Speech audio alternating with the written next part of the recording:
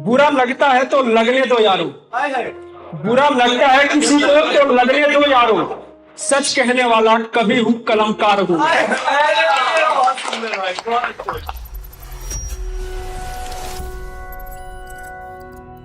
मैं अंकित श्रीवास्तव आप सब दर्शकों का दिल की गहराई से नमस्कार करता हूँ। सबसे पहले मैं अपना परिचय देता हूँ एक गजल के माध्यम से, शायरी के माध्यम से। लिखता हूँ गजल दिल से गजलकार हूँ मैं, लिखता हूँ गजल दिल से गजलकार हूँ मैं, भावों को शब्द देने वाला शब्दकार हूँ मैं।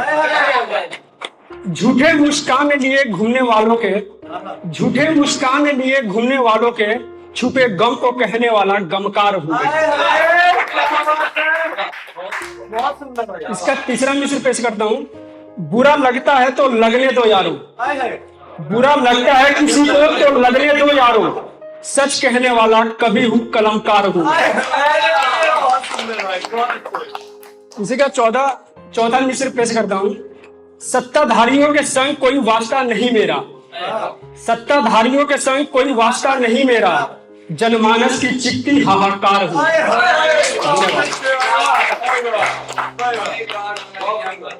बहुत दिनों से मेरे कॉलेज के फ्रेंड्स और स्कूल के फ्रेंड्स बोल रहे थे कि कॉलेज में तू जैसे कंपटीशन में भाग लेता था, शायरी वगैरह कहता था, तो किसी पोएट्री चैनल पर भी जा करके कुछ मतलब कर।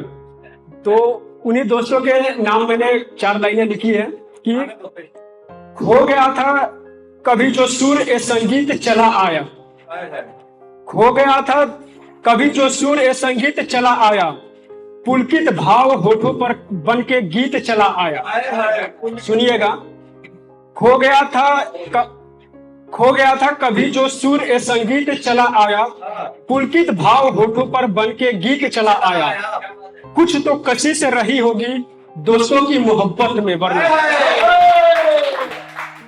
कुछ तो कशिश रही होगी दोस्तों की मोहब्बत में, तभी सफर संग महफिल गजल में अंकित चला।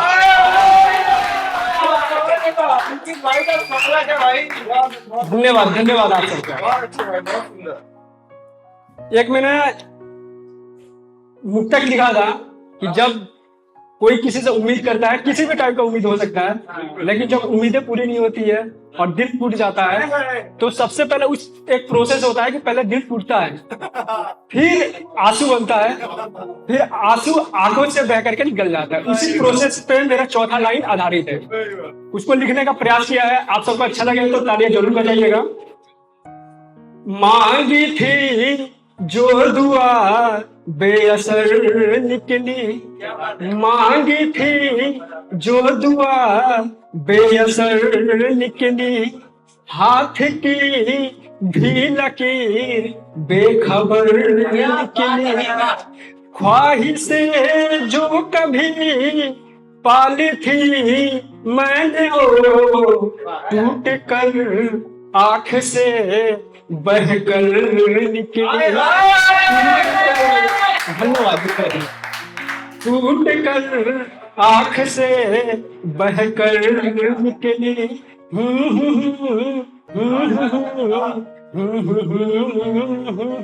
धन्यवाद।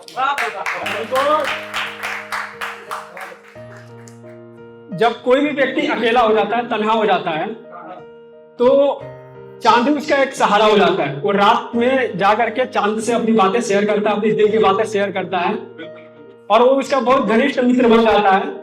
वो उसका राजदार हो जाता है, वो जो कि हर एक राज उसका जानता है। तो उसी पर आधारित मैंने एक गजल लिखने का प्रयास किया है।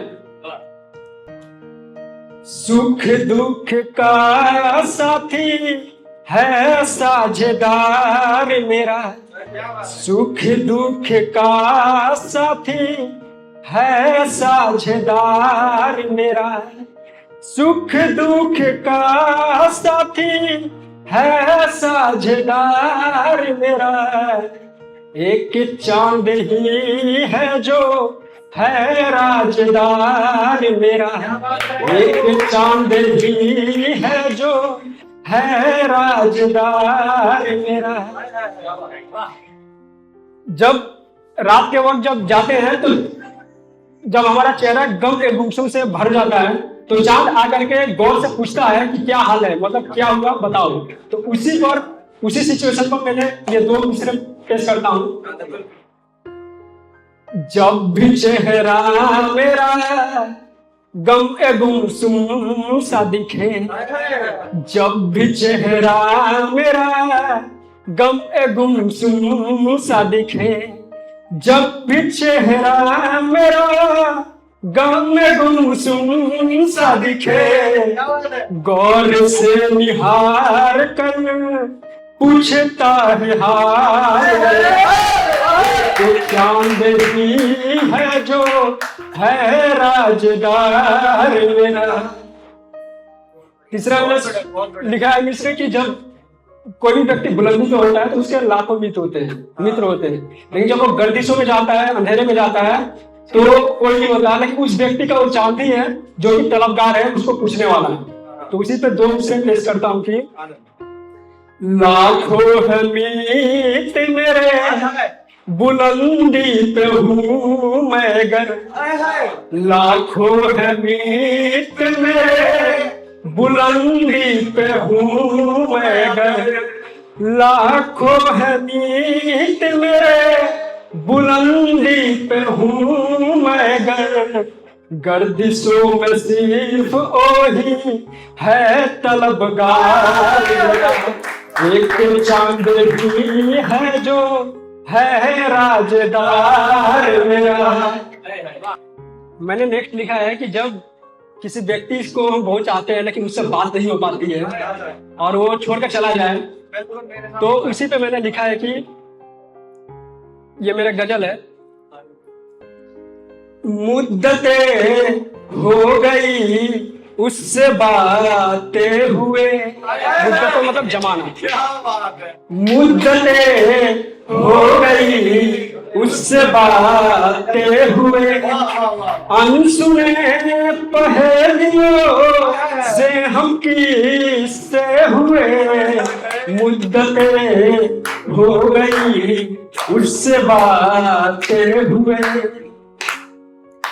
ईद का चांद हो गई ओठ की मुस्कान, ओठ की मुस्कान जाने कहाँ खो गई, ईद का चांद हो गई ओठ की मुस्कान, हो गए बरस हम को मुस्कुराए हुए, मुद्दतें हो गई उससे बातें हुए।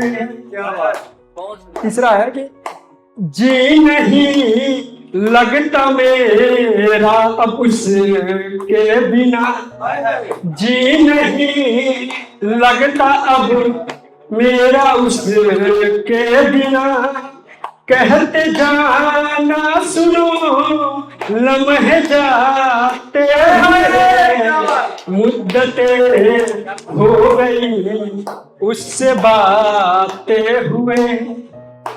चौथा है खुशियों से कोई वास्ता अब नहीं, खुशियों से कोई वास्ता अब नहीं, उम्र भर के लिए गम हमारे मुद्दतें हो गई उससे बातें हुए।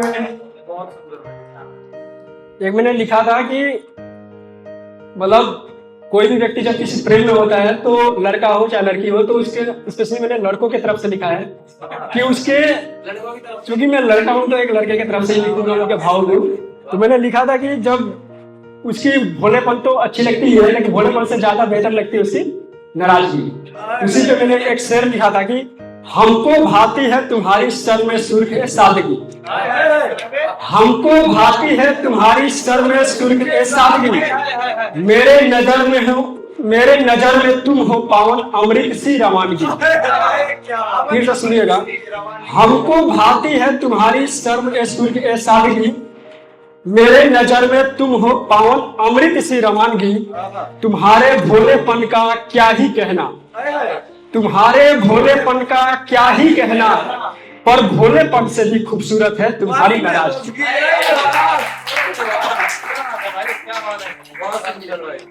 एक और मैंने गजल लिखा था कि सब कुछ पाने के भी बाद, सब कुछ पाने के भी बाद, सब कुछ पाने के भी बाद, कुछ तो है जो बाकी है। तन तो मेरा है महफिल में, पर मन तो एकाकी है, पर मन तो एकाकी है।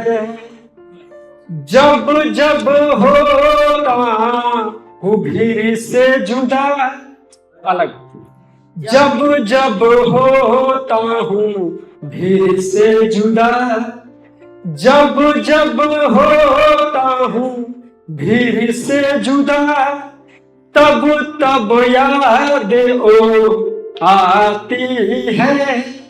तन तो मेरा है महफिल में, पर मन तो एकाकी है। इसका अंतिम बंद सुनाता हूँ। दूर हुए हो गए बरसों, दूर हुए हो गए बरसों, दूर हुए हो गए बरसों, मन को आज भी भाती है। तन तो मेरा है महफिल में, पर मन तो एकाकी है। धन्यवाद। इतना ही बोल करके मैं अपना करता हूँ। धन्यवाद।